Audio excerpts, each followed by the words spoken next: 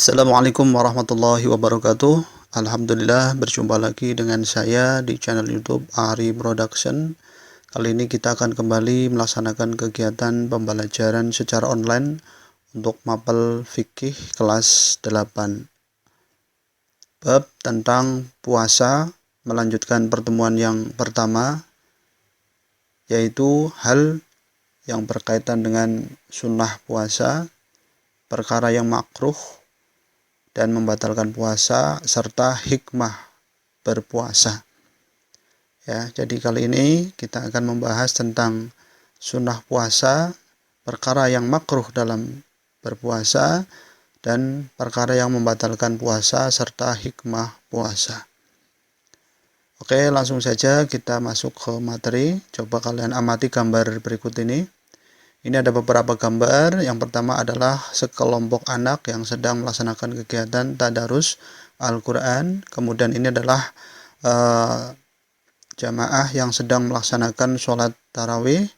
Kemudian ini adalah simulasi kegiatan makan sahur. Ya, ini adalah beberapa gambar.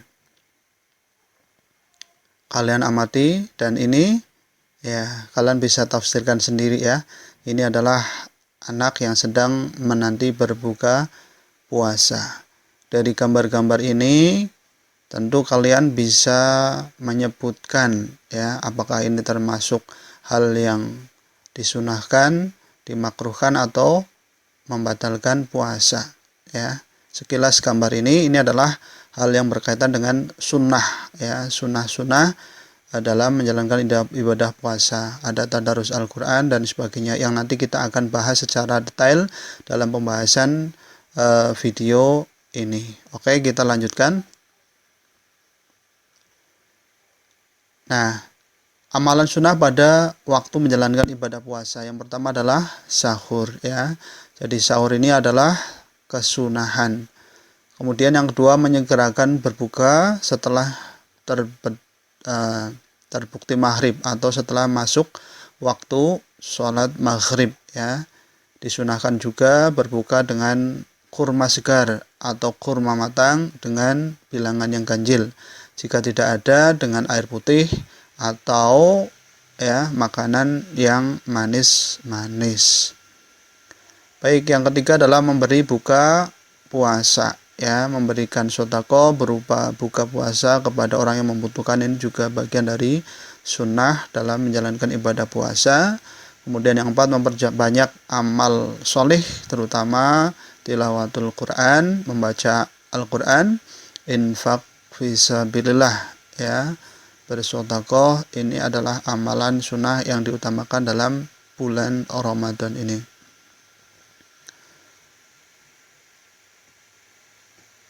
Ya, oke.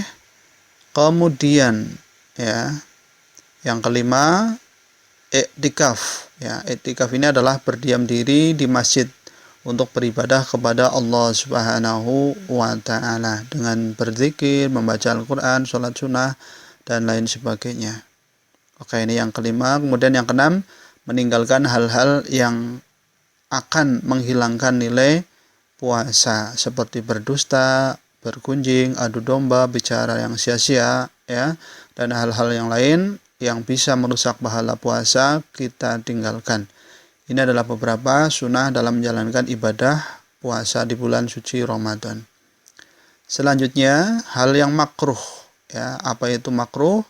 Makruh itu apabila ya sebaiknya ya, makruh ini sebaiknya tidak dikerjakan ya.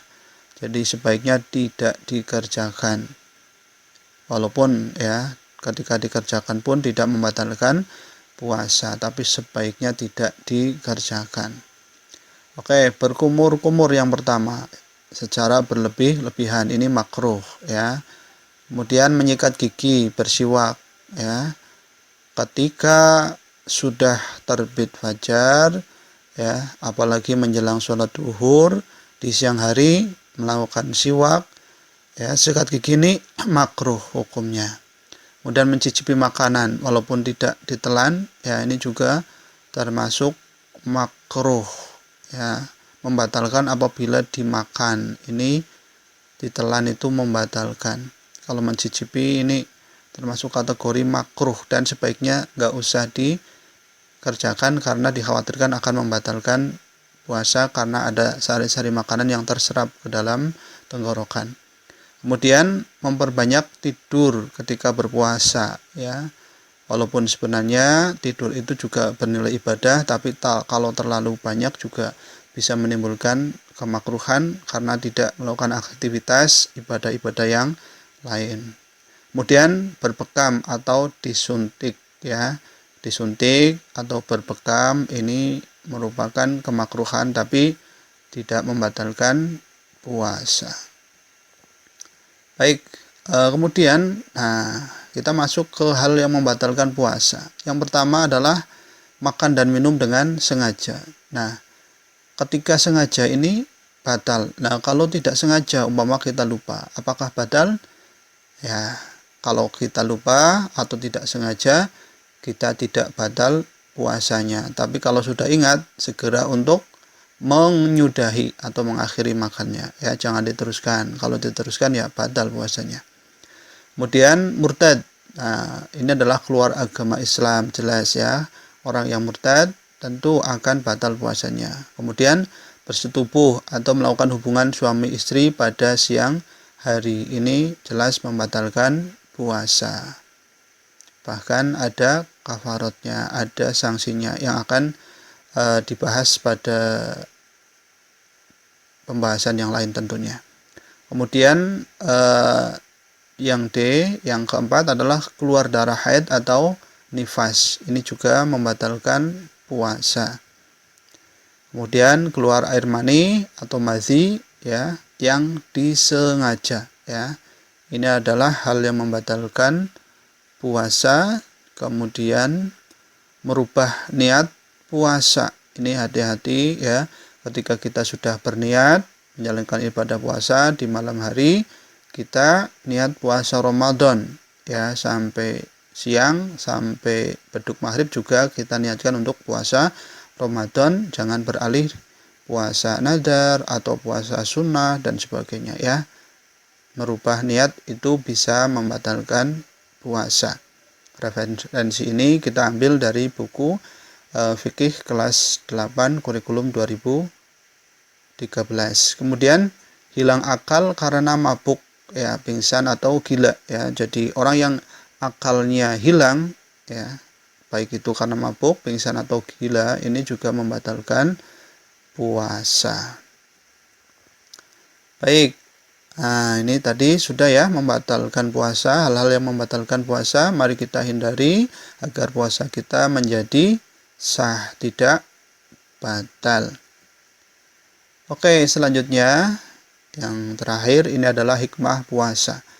Nah, setelah kita menjalankan ibadah puasa, tentu kita kepingin mengambil hikmah. Ada pelajaran yang kita petik, ada hasil yang kita peroleh, yaitu yang pertama, membentuk manusia yang bertakwa kepada Allah. Yang kedua, puasa sebagai benteng atau perisai dari segala macam tipu daya syaitan ya. Karena dengan berpuasa kita bisa mengendalikan hawa nafsu kita, sehingga bujuk rayu setan bisa kita hilangkan atau kita tangkal. Kemudian sebagai ungkapan rasa syukur kepada Allah atas nikmat yang dikaruniakan oleh Allah. Kemudian membina kejujuran dan kedisiplinan. Dengan puasa kita belajar jujur dan didisiplin. Kemudian mendidik rasa belas kasihan terhadap sesama sehingga muncul kasih sayang. Nah, ini penting sekali ya. Ketika kita puasa bisa merasakan bagaimana penderitaan orang lain yang kelaparan, yang tidak bisa makan ya. Jadi nanti bisa berbagi dengan orang-orang yang membutuhkan, merasakan belas kasih sayang. Kemudian dapat memelihara kesehatan juga ya. Dengan berpuasa insya Allah tubuh kita akan semakin sehat dan dapat mengendalikan hawa nafsu ya, jelas ya. Dengan berpuasa insya Allah kita akan bisa mengendalikan hawa nafsu, diampuni dosanya oleh Allah Subhanahu wa ta'ala. Demikian beberapa hikmah dari menjalankan ibadah puasa. Baik, dari penjelasan tadi ya, semoga kalian sudah bisa memahaminya. Kalau belum, ya nanti diputar lagi videonya sampai benar-benar kalian memahami. Setelah kalian pelajari itu, sekarang tinggal kerjakan latihan soal berikut. Yang pertama, sebutkan 3 sunnah puasa. Yang kedua, sebutkan 3 perkara yang dimakruhkan ketika berpuasa. Kemudian yang ketiga, sebutkan 3 perkara yang membatalkan puasa. Yang keempat, apakah berkumur termasuk hal yang membatalkan puasa? Jelaskan alasannya. Dan yang kelima, sebutkan 3 hikmah berpuasa. Baik, demikian pembahasan materi fikih kelas 8 bab mengenai puasa, dikhususkan sunnah puasa, hal-hal yang dimakruhkan dalam berpuasa, hal yang membatalkan puasa, dan juga hikmah puasa. Mudah-mudahan bisa menambah keimanan dan ketakwaan kita kepada Allah Subhanahu wa taala dan menjadikan kita lebih berhati-hati agar puasa kita lebih sempurna. Amin amin ya Allah ya rabbal alamin. Kurang lebihnya minta maaf. Jangan lupa like, share, and subscribe video ini. Kurang lebihnya minta maaf. Assalamualaikum warahmatullahi wabarakatuh.